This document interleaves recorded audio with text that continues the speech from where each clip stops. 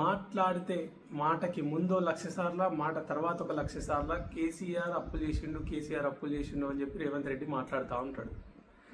7 లక్షల కోట్ల అప్పులు చేసిండు అని చెప్పి మాట్లాడుతుంటాడు. ఆర్బీఐ చెప్పింది ఆల్రెడీ. ఆర్బీఐ గట్టిగా చెప్పింది, మొత్తం అప్పులు 3 లక్షల కోట్లు లేకపోతే 3 లక్షల కోట్ల లోపలనే ఉంటాయని చెప్పింది. అయినా సరే మనం నమ్మం, మనం వినం, మనం పట్టించుకోం. 7 లక్షల కోట్లు అని చెప్పి ఒకటే అబద్ధాన్ని 1,00,000 సార్లు చెప్పాలి. అదే చెప్తా ఉంటాడు అన్నట్టు ప్రతిసారి. చలో కేసీఆర్ అప్పులు చేసిండు, నేను ఆ అప్పులకు వడ్డీలు కడుతున్నా అని చెప్పి ప్రతిరోజు మైకులు వలిగిపోయేటట్టు, చెవులు బద్దలైపోయేటట్టు చెప్తా ఉంటాడు కదా. గన్ని లక్షల కోట్లు అన్నప్పుడు లెక్కాపత్రం ఉంటుంది కదా.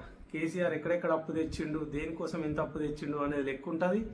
అట్లనే రేవంత్ రెడ్డి దేనికి ఎంత వడ్డీ కడుతున్నాడు, కేసీఆర్ తెచ్చిన అప్పులకు ఎక్కడెక్కడ ఎంతెంత వడ్డీ కడుతున్నాడు అనే దానికి కూడా లెక్కలు ఉంటాయి. ఎందుకంటే లక్షల కోట్లు అప్పు ఇచ్చినప్పుడు లెక్కలు ఉంటాయి, దానికి వడ్డీలు కట్టే లెక్కలు కూడా ఖచ్చితంగా ఉంటాయి కదా. మరి ఈ లెక్కలతో సహా చెప్పొచ్చు కదా. కాళేశ్వరంకి ఇంత అప్పు తెచ్చిండు కేసీఆర్, నేను ఆ అప్పుకి ఇంత వడ్డీ కట్టినా, ఇంకా ఇంత మిగిలి ఉన్నది. సరే మిషన్ భగీరథకు ఇంత అప్పు చేసిండు, నేను ఇంత వడ్డీ కట్టినా. మిషన్ కాకతీయకి ఇంత అప్పు చేసిండు, నేను ఇంత వడ్డీ కట్టినా. ప్రతిదానికి లెక్కలతో సహా చెప్పొచ్చు కదా. అన్నిటికీ లెక్కలు ఉంటాయి. కానీ ఆ లెక్కలు రేవంత్ రెడ్డి చెప్పాడు. ఎందుకు చెప్పాడంటే ఆ లెక్కలు రేవంత్ రెడ్డి చెప్తే అతను దేనికెంత వడ్డీ కట్టిండు, దేనికెంత ఎక్కడెంత అప్పులు తీర్చిండు అనే లెక్కలు చెప్తే 7 లక్షల కోట్లు అప్పులు అనేది అబద్ధం అనే విషయం జనాలందరికీ అర్థమవుతుంది. ఎందుకంటే లెక్కలతో సహా క్లియర్గా ఉంటుంది కదా. అందుకే లెక్కలు చెప్పొద్దు అన్నట్టు. జస్ట్ ఎమోషనల్గా ఒకటే అబద్ధాన్ని 1,00,000 సార్లు చెప్పాలి తప్ప లెక్కలు చెప్పొద్దు.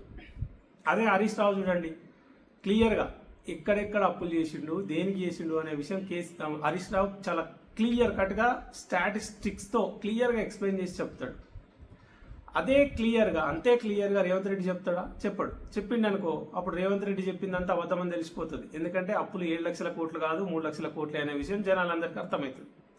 అందుకే ఏం చేస్తాడంటే ప్రతిసారి 7 లక్షల కోట్ల అప్పు అని చెప్పి ఉదరగొట్టి ఈయన దానికి వడ్డీ కడుతున్నా అని చెప్పి అబద్ధాలు మాట్లాడతాడు. సరే 1,53,000 కోట్ల అప్పు చేసిండు 14 నెలలల్లా రేవంత్ రెడ్డి. ఆ అప్పుతో ఏం చేసినావు? ఒక్క ప్రాజెక్టుకు భూమి పూజ చేసినావా? ఒక్క కంపెనీకి ముగ్గు పోసినావా? లేక సంక్షేమ పథకాలు ఏమన్నా అన్నీ అమలు చేసినావా? 300కు పైగా సంక్షేమ పథకాలని దేన్ని ఆపకుండా కేసీఆర్ గారు అమలు చేసుకుంటూ అభివృద్ధిలో దేశంలోనే నెంబర్ 1 స్థానంలో రాష్ట్రాన్ని పరుగులు పెట్టించుకుంటూ కేసీఆర్ చేసిన ప్రతి పని కళ్ళ ముంగటనే కనబడుతుంది. అప్పు చేసిండు, కాళేశ్వరం కళ్ళ ముంగటనే ఉన్నది. ఇవాళ నీళ్ళిచ్చుడు శాతగాక, చెరువులు నింపుడు శాతగాక లక్షల ఎకరాల్లో పంటలు ఎండగొట్టింది మీరు. ఆయన 1,00,000 కోట్ల అప్పులు చేసుడు కాదు, లక్షల ఎకరాలలో పంటలు ఎండగొట్టింది మీరు. కాళేశ్వరంని కేవలం కేసీఆర్ మీద పగతోని కాళేశ్వరం ఎండబెట్టిరు. మిషన్ భగీరథ ఇంటింటికి నల్లగా అనిపిస్తూనే ఉన్నది. మిషన్ కాకతీయ చెరువులన్నీ ఎదురు చూస్తున్నాయి, మంచిగా పూడిక తీసిన చెరువులన్నీ ఎదురు చూస్తున్నాయి మీరు ఎప్పుడు నింపుతున్నారని. ప్రతిదీ కేసీఆర్ కట్టించిన గవర్నమెంట్ మెడికల్ కాలేజీలు ఉన్నాయి, హాస్పిటల్స్ ఉన్నాయి, కలెక్టరేట్లు ఉన్నాయి. ప్రతి ఒక్కటి కళ్ళ ముందే కనిపిస్తూ ఉన్నది కదా, అన్నీ కనిపిస్తున్నాయి. మరి 1,53,000 కోట్ల అప్పు చేసినావు కదా ఇప్పటిదాకా. నువ్వు చేసిన ఒకటే ఒక్క పని ఏందో చూపెట్టు. కేసీఆర్ 1,00,000 పనులు చేసిండు, ఆయన లక్షల కోట్ల అప్పులు చేసుడు కాదు, 1,00,000 పనులు చేసిండు. ప్రతి పని కళ్ళ ముంగటనే కనిపిస్తున్నది. నువ్వు 1,53,000 కోట్ల అప్పులు చేసినావు కదా, ఒక్క పని చూపెట్టు, ఒక్క ప్రాజెక్టు చూపెట్టు. కనీసం ప్రాజెక్టుకి చేసిన భూమి పూజ, ముగ్గు పోసినట్టు చూపెడతావా? లేదు. ఇటు సంక్షేమ పథకాలు ఇవ్వలే. ఆయన 11 సార్లు రైతు బంధు ఇచ్చిండు కరెక్ట్ టైంకి, రైతు బీమా ఇచ్చిండు, పెన్షన్లు ఇచ్చిండు, కళ్యాణ లక్ష్మి ఇచ్చిండు. ఇటు సంక్షేమం ఆపలే, ఇటు అభివృద్ధిని ఆపలే. చేసిన అప్పులు 3 లక్షల కోట్ల లోపలనే ఉంటాయి. నువ్వు అలా ఆయన 10 ఏళ్లలో 3 లక్షల కోట్ల అప్పు చేస్తే నువ్వు జస్ట్ 15 నెలలలోనే 1,50,000 కోట్ల పైగా అప్పులు చేసినావు. ఇటు సంక్షేమం లేదు, అటు అభివృద్ధి లేదు. అప్పులు ఎవరి కోసం చేస్తున్నట్టు, ఆ పైసలు ఎవరి జేబులో పోతున్నట్టు చెప్పండి జనాలకి.